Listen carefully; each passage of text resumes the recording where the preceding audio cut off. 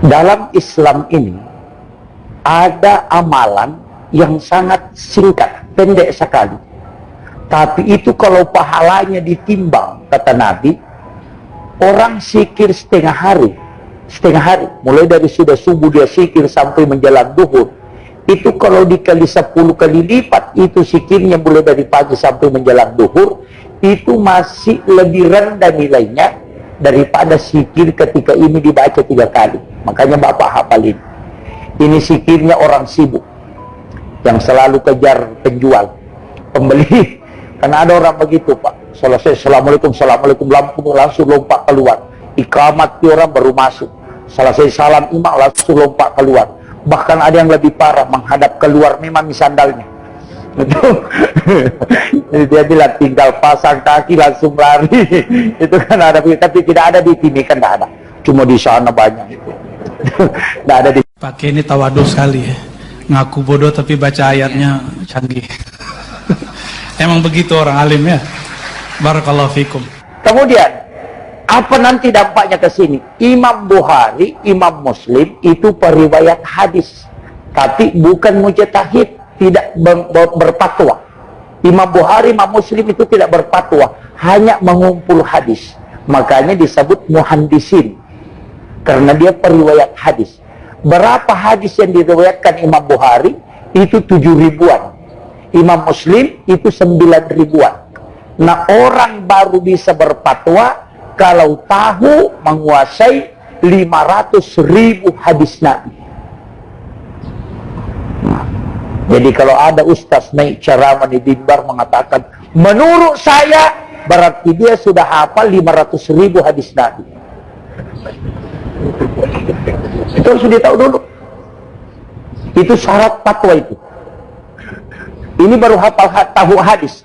500.000 hadis Nabi dia kuasai, baru dia tahu, baru bisa berfatwa. Hafal Quran, tahu makna-makna yang terkandung dalam Al-Quran, baru bisa berfatwa. Nah, sekarang banyak orang beda, Pak. Baru 3 hadis langsung dibilang menurut saya. Wah, ini yang mestir agama. Itu fatal. Jadi saya itu kalau ceramah, Pak, tidak pernah mengatakan menurut saya. Tidak, saya bilang menurut Imam Syafi'i. Kenapa? Imam Syafi'i hafal kurang lebih 500.000 hadis Nabi. Bahkan ada ulama mengatakan dia menghafal kurang lebih 800.000 hadis Nabi. Nah, itu hafal Quran 1 tahun saja ngaji sudah hafal Quran 30 juz. Ada anak kita mengaji, Pak, 1 tahun sudah hafal Quran. Imam Syafi'i baca kitab Imam Malik, kitab hadis Imam Malik Al-Muwatta. Itu 40 tahun Imam Malik menulis kitab Muwatta. 40 tahun dia tulis. Jadi dia kumpul hadis, dia tulis 40 tahun lamanya. Kemudian dia tidak bisa hafal karena banyak sekali. Berapa hadisnya? Kurang lebih 8.000 hadis. Imam Syafi'i baca itu kitab cuma 9 hari dia sudah hafal. Karena Imam Syafi'i itu kalau membaca, Pak, dia buka kitab begini, dia ambil kertas atau kain, dia tutup di sebelah ini. Ya kalau dia baca sebelah kanan, dia tutup sebelah kiri. Kenapa? Karena kalau matanya menyeberang ke kiri, dia lihat, dia hafal juga itu. Makanya dia tutup. Karena otaknya men-scan. Pernah Imam Syafi'i itu sholat sunat taubat, itu 80 rakaat. Dalam riwayat, dalam risalah itu 80 rakaat. Kenapa? Dia baca itu 3 kali, dia tidak hafal. Sudah 3 kali dia ulang, dia tidak hafal. Dia mengatakan saya punya dosa. Dia pergi sholat taubat 80 rakaat, baru kembali baca, baru dia hafal. Kita, Pak, baca 40 kali belum hafal. Hafal hari ini, hilang besok. Wah, ini begitu. Ini kan fatal ini. Ini itu Imam Syafi'i. Sehingga ketika Imam Syafi'i, kan Imam Syafi'i tidak ketemu, Pak, dengan Imam Abu Hanifah. Karena kenapa? Tahun lahirnya Imam Syafi'i bersamaan tahun matinya, meninggalnya Imam Abu Hanifah. Nah, makanya dia pengganti pelanjut itu. Makanya ada resep ulama. Kalau ada anak lahir pas ketika ulama itu meninggal, maka insya Allah itu ada isyarat bisa dia jadi ulama. Jadi kalau bikin anak, Pak, berdoa mudah-mudahan lahir si anu mati. Jadi anakku jadi penerus ini. Itu anunya. Makanya tahun meninggalnya Imam Abu Hanifah itu tahun lahirnya Imam Tasyafi. Nah, makanya Imam Tasyafi tidak belajar sama Abu Hanifah, tapi belajar sama Abu Yusuf, muridnya Abu Hanifah di Irak. Abu Yusuf ini adalah tangan kanannya, penulis kitabnya, kemudian pendamping pembaca kitabnya Imam Abu Hanifah. Itulah yang menyebabkan semua pendapatnya Abu Hanifah dikuasai. Di situ Imam Tasyafi belajar. Selesai belajar di situ, ke Imam Malik ke Madinah belajar lagi, sehingga dua gurunya. Makanya waktunya belajar sama Abu Hanifah ada pendapatnya lain-lain. Tapi ketika belajar Imam Malik berubah lagi pendapatnya. Makanya Imam Syafi'i disebut qaulun qadim dan qaulun jadid. Angka pendapat Makdiolo, angka Imonri. Berubah pendapatnya. Jadi ustaz juga biasa begitu, Pak. Tahun ini datang ceramah, tidak boleh begini. Sekalinya tahun depannya datang bilang boleh. Jemaah bilang, apa ini ustaz saya amnesia? Tidak, ada lagi kitab dia baca, dapat, oh boleh. Sehingga dia berubah. Makanya ustaz kalau mau aman, jangan katakan tidak ada hadisnya. Katakan saja, saya belum dapatkan dalilnya. Nah, itu lebih aman. Kalau mengatakan tidak ada hadisnya, sekalinya didapat, dia bilang, kalau saya bilang ada, bilang jamaah, pembohong ini Pak Ustaz. Jadi caranya kadang mengelabui. Ada hadisnya, oh iya, hadis lemah. Selesai. Itu begitu. Ada yang begitu, Pak. Makanya jadi penceramah itu susah. Seperti saya ini, Pak. Makanya orang yang banyak bicara itu biasa susah hisapnya, lebih banyak peluangnya masuk neraka. Yang banyak bicara itu, yang diam kayak jamaah ini, Pak, yang peluangnya masuk surga besar. Karena tidak banyak ditanya. Karena diam saja. Itu cuma saya kalau datang di sini diam saja, jamaah juga marah. Hanya saya dipanggil untuk ngomong begini, ngomel itu, astagfirullah. Saya mengatakan, kadang-kala kita juga penceramah itu lebih sombong daripada jamaah. Mengatakan tahu ini, tapi dia tidak lakukan, itu juga fatal itu. Ya, jadi ini ujian, Pak. Jadi saya itu kalau jadi penceramah agak berat. Sebenarnya lebih senangnya duduk mendengarkan ulama-ulama kita ceramah. Itu jadi makanya nanti kalau ada pendapat saya, kan ada guru tak sebelumnya, Ustaz Samrullah Amri, itu luar biasa beliau, kemudian Dr. Irman, itu sudah, jadi sudah ada penceramah sebelumnya. Nanti itu dokter itu, Pak, dokter dua-dua itu. Saya ini baru esos lagi, SOS, iya, itu SOS kan pembersih lantai. Ya temannya super per itu aja itu. Jadi ini makanya saya bilang kalau ada nanti pendapat saya bertentangan berbeda dengan pendapatnya guru tak, silahkan tanyakan, mungkin karena keterbatasan ilmu saya.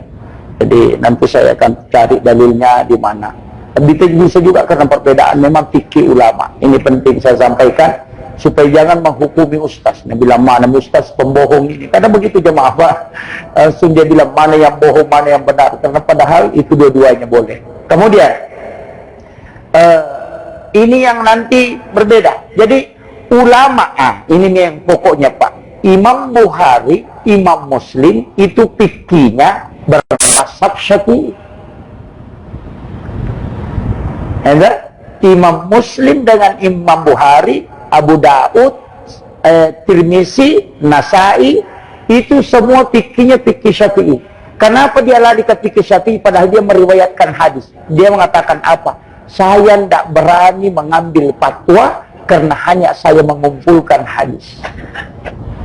Nah, maka sungguh sangat keliru kalau ada orang sekarang mengatakan tidak usah ikuti Imam Tasyafi, pakai saja Bukhari Muslim. Itu orang stres itu. Coba pikir. Masuk akal ke itu? Jangan ikuti Imam Syafi'i, ikuti saja Bukhari Muslim. Padahal Bukhari Muslim bermazhab Syafi'i. Ya begitu. Coba ini yang karena orang tidak tahu sejarah, dia tidak tahu sejarahnya, mana duluan, mana dia belajar. Ini kan tidak tahu. Kemudian pendapat ulama fikih berbeda-beda, pendapat ulama akidah berbeda-beda.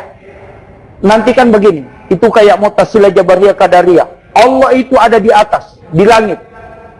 Sepertiga malam dia turun ke bumi. Kalau pakai akal biasa, menghadap Allah itu di langit.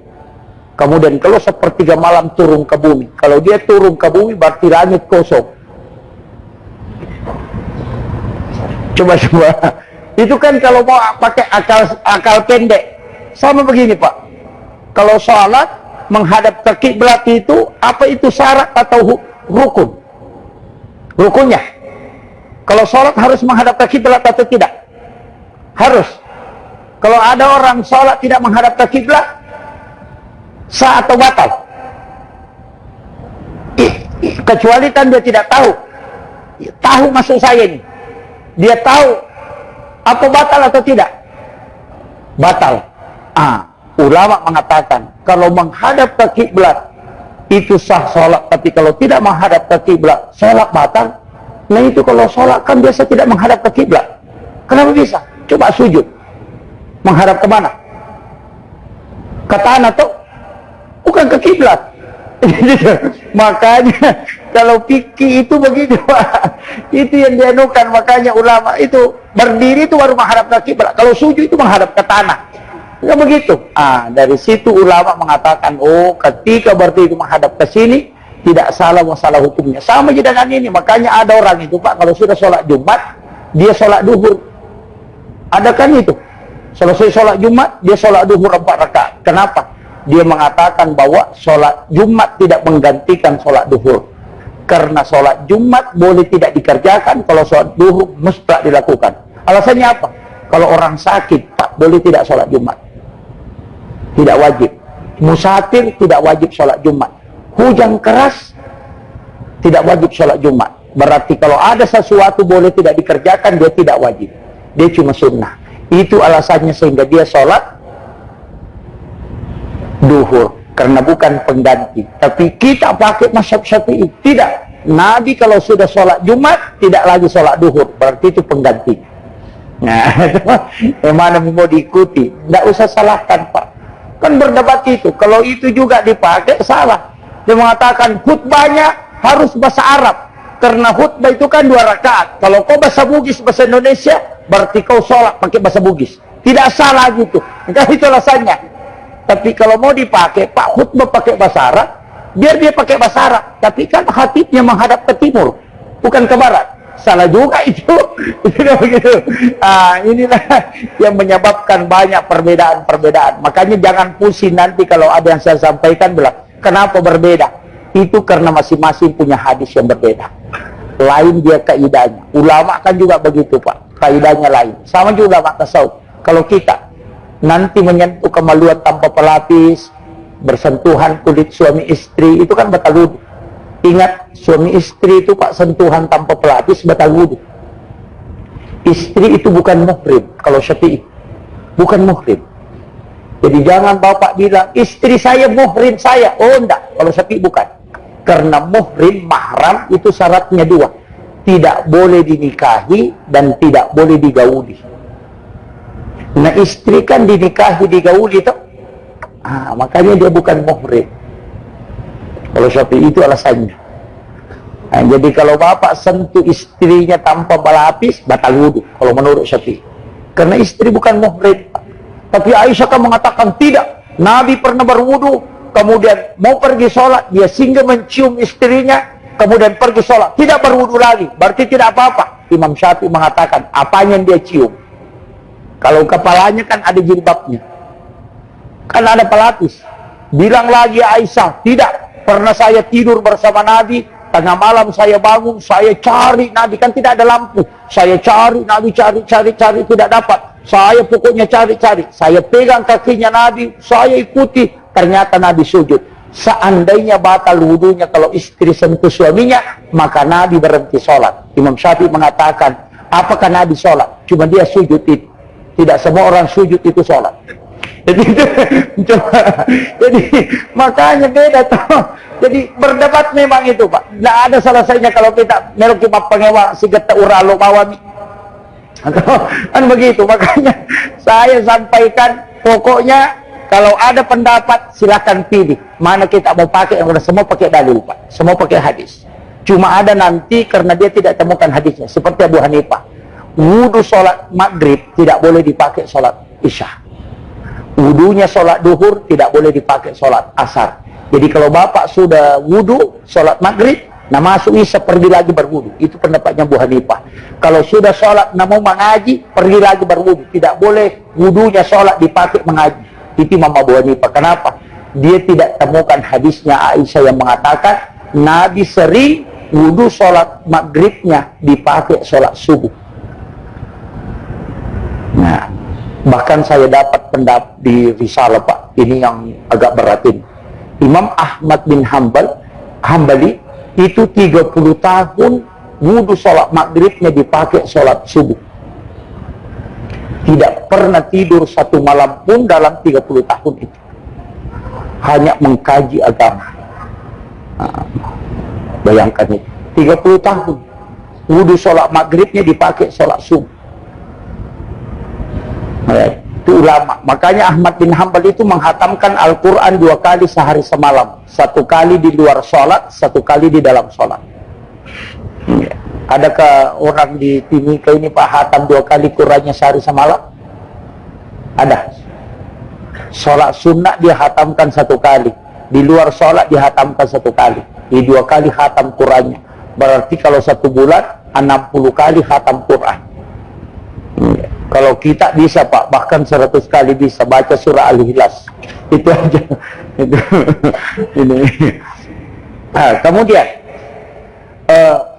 saya kembali, saya mengatakan, saya tidak pernah mengatakan menurut saya, karena saya ini Pak kayak pelayan saja. Jadi saya cari pendapatnya ulama, baru saya sampaikan ke kita. Jadi kayak pelayan. Bapak sering masuk warkop, di warung kopi itu kan ada pelayan, pengantar teh, pengantar kopi, pengantar masakan. Itu tugas saya, pengantar masakan. Jadi pengantar, makanya dai itu sebenarnya hanya pengantar. Jadi pendapatnya Imam Tasyafi yang saya dapat itu saya sampaikan ke Bapak. Begitu aja. Jadi saya ini pengantar. Jadi nanti kalau di hari kemudian saya dimarahi sama malaikat, kenapa pakai ini? Saya langsung bilang, itu Imam Tasyafi bilang, pergi tanya sana. Saya selamat. Nah, begitu. Makanya kalau ada pencerahan mengatakan menurut saya, dia yang paling lama dihisap, Pak. Ditunggu dulu ditanya, dari mana kau ambil dasar? Kenapa kau bilang menurut saya? Itu orang ikuti. Nah, itu. Makanya saya lebih aman. Kalau nanti ditanya, kenapa kau bilang begini? Oh iya, Imam Tasyafi bilang, pergi tanya sana. Jangan tanya saya. Itu dia yang bilang. Selesai. Makanya kita penceramah hanya pengantar. Nah, itu makanya kalau ada nanti pendapatnya, pendapat saya, pendapat yang saya sampaikan Pak Bapak tidak sepakat, tanya Imam Tasyafi nanti. Itu kuncinya. Kan begitu aja supaya kita bisa masing-masing. Karena tidak berhak, saya belum berhak Pak. Yang boleh itu menfatwa itu kan tahu hadis, Al-Quran, fikih, usul fikih. Itu tahu betul. Tafsirkan Al-Quran, ma'ani dan balaghah harus dia tahu. Sekarang Pak, bahasa Arab saja tidak beres. Apalagi hafal Quran, sudah. Tidak bisa. Tidak sama imam kita, dia hafal Quran enak. Kalau disuruh cari mana ayat ini, langsung dia bilang, di sini. Kalau saya bilang mana ayat ini, baru buka. Tanya dulu staf Google di mana ini, karena tidak hafal. Nah, itu beratnya dalam agama, makanya tidak sembarang. Kemudian ada ilmu ini yang saya ingin sampaikan. Ini diambil Pak. Ini istilahnya saya sering mengatakan harus punya modal. Kalau Bapak tidak catat tidak apa-apa, tapi simpan di memori. Jangan sampai terhapus. Ya, simpan saja di memori. Saya kasih tahu begini. Dalam Islam ini ada amalan yang sangat singkat, pendek sekali. Tapi itu kalau pahalanya ditimbang, kata Nabi, orang zikir setengah hari, mulai dari sudah subuh dia zikir sampai menjelang duhur. Itu kalau dikali 10 kali lipat, itu zikirnya mulai dari pagi sampai menjelang duhur, itu masih lebih rendah nilainya daripada zikir ketika ini dibaca 3 kali. Makanya Bapak hafalin. Ini zikirnya orang sibuk, yang selalu kejar penjual, pembeli. Karena ada orang begitu Pak, selesai Assalamualaikum, Assalamualaikum, lampu langsung lompat keluar. Ikamat di orang baru masuk. Selesai salam imam langsung lompat keluar. Bahkan ada yang lebih parah, menghadap keluar memang sandalnya. Itu jadi dia bilang tinggal pasang kaki langsung lari. Itu kan ada, tapi tidak ada di sini kan, tidak ada. Cuma di sana banyak itu. Tidak ada di sini. Penting. Jadi saya ada sedikit pendek sekali Pak. Subhanallahi wa bihamdihi adada khalqihi wa ridha nafsi wa sinata arsy wa midada kalimat. Sudah hafal?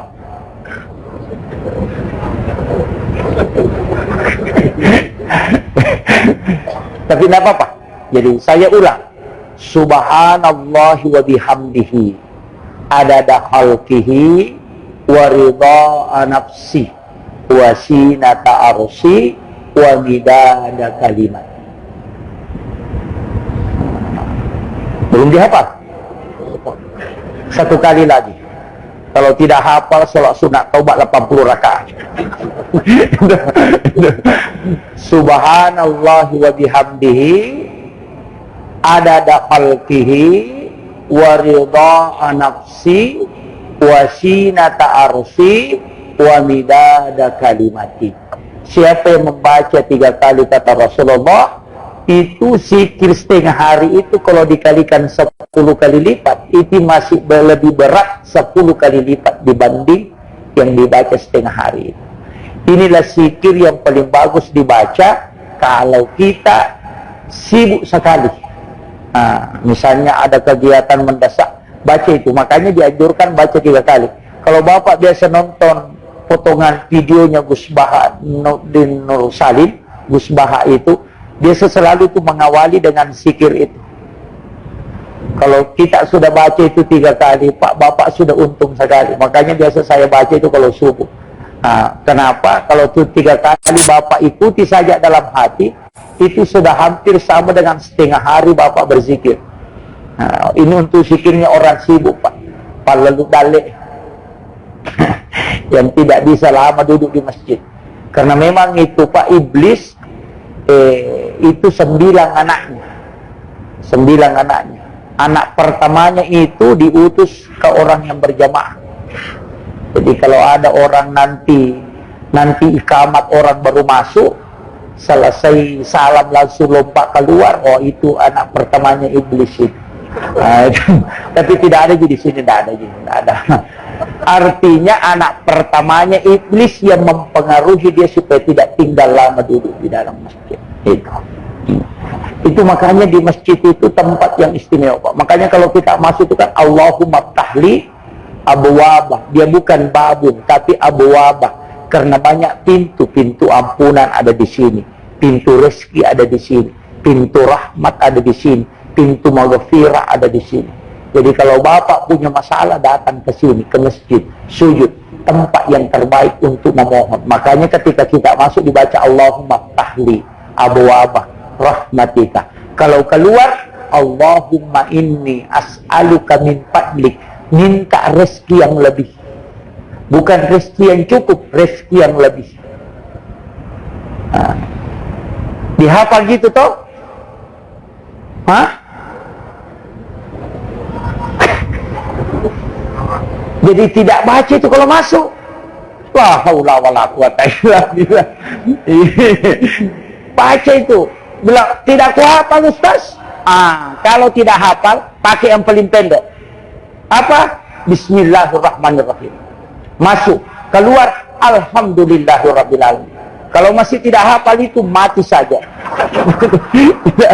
Enggak ada lagi gunanya hidup ini. Iya. Makanya ada namanya doa khusus, ada doa umum.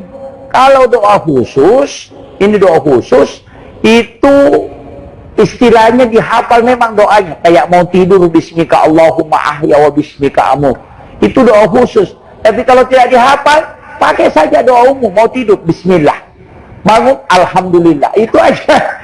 Itu kebagian tidak hafal. Daripada tidak ada. Karena ada orang tidur saja itu. Padahal doa tidur itu kan banyak Pak. Berwudu dulu. Baca Fatihah 4 kali. Baca doa dulu, tidur dulu. Bismika Allahumma ahya wa bismika amut. Fatihah 4 kali, Al-Ikhlas 3 kali, Al-Falaq 3 kali, An-Nas 3 kali, Al-Kafirun 1 kali, kemudian ayat kursi 1 kali, ayat Suratul Baqarah 1 ayat pertama sampai kelima dibaca 1 kali, Laqad ja'akum dibaca 3 kali, Subhanallah 33, Alhamdulillah 33, Allahu Akbar 34 kali, La ilaha illallah dibaca 100 kali, Al-Hakumut Takasur. Kenapa?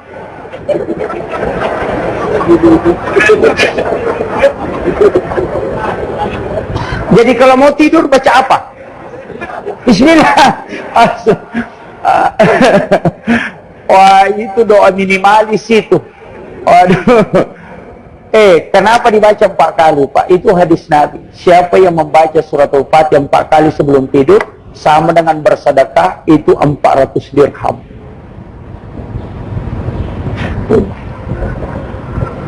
Al-Ikhlas 3 kali, hatam Quran 1 kali.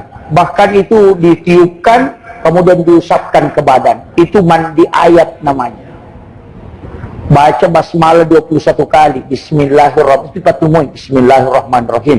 Bismillahirrahmanirrahim. Ditutup ujung kuku. Bismillahirrahmanirrahim. Bismillahirrahmanirrahim. Makanya 10 tangan, 10 kaki, 1 di pusar. Orang yang mengamalkan itu tidak akan naik pencuri di rumahnya pada malam itu. Tidak akan kecurian. Yang kedua, tidak akan kebakaran di rumahnya. Yang ketiga, tidak akan kena jin, gangguan jin, dan juga tidak akan kena ilmu hitam atau santet. Itu di Fathul Muin itu, Pak.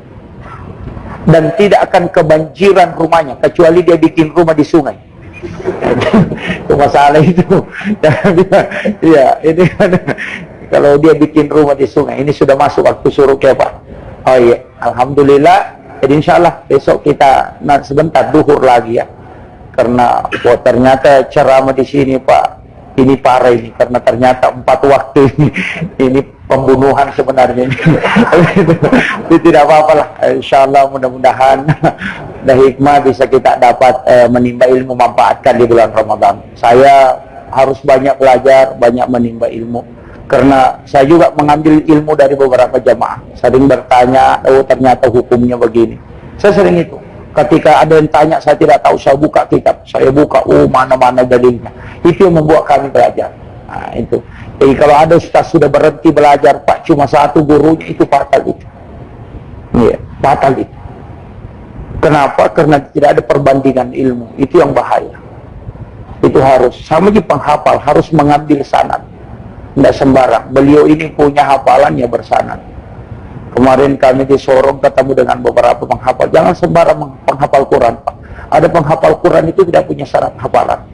Harus bersambung musalsal itu sampai ke Rasulullah. Itu bersanad itu. Beda memang kalau hafalan bersanad. Itu kayak dari dalam keluar.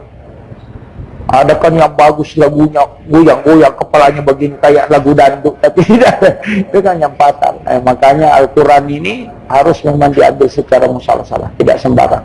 Kami juga ini kalau sekarang kan enak sekali orang, Pak. Kalau mau belajar langsung tanya Ustaz Google, muncul semua. Nah, ini kadang-kala hilang berkah ilmu. Pindah ilmunya, tidak pindah akhlaknya. Sama aja dengan mengaji, Pak. Kalau saya jangan pakai HP. Di Ramadan ini jangan pakai HP lah kalau mengaji. Ambil Al-Quran, Pak. Pakai itu Al-Quran yang ada di masjid. Kenapa? Susahnya kalau pakai HP, Pak. Biasa dibuka aplikasinya, kita mau mengaji, ada iklannya. Perempuan pakai celana pendek lewat. Ini baru mau mengaji, Pak. Kadang. Dan ingat, HP itu bukan Al-Quran. Walaupun di dalamnya ada ayat-ayat Quran. Karena menyentuh Al-Quran, kata Nabi, memegang saja itu sudah 2000 pahalanya. Belum dibaca, tapi jangan disentuh saja begini baru pulang. Ya, memegang itu sudah 2000. Kalau hati itu kan tidak. Makanya hati itu belum dihukumi Al-Quran, walaupun ada program Al-Quran di dalamnya. Tapi tetap ayat-ayatnya adalah Quran yang ada di dalam, tapi dia bukan Al-Quran. Kalau kita mengatakan HP adalah Al-Quran, maka tidak boleh masuk WC. Kalau bapak masuk WC simpan di luar, tapi insya Allah kalau keluar sudah hilang. Itu makanya itu tidak. Itu kan fatal itu. Itu makanya kan ada mengatakan fail Al-Quran. Fail Al-Quran itu fail Al-Quran, Pak. Ulama mengatakan, fatwa tidak. Kalau fail Al-Quran adalah Al-Quran, berarti penghafal juga tidak boleh masuk WC, karena di otaknya itu juga fail. maka tersiksa lah dia, keluar kepalanya begini, baru badannya di dalam. Itu kan jadi masalah. Akhirul kalam, wallahul muwaffiq ila aqwamit thariq. Assalamualaikum warahmatullahi wabarakatuh.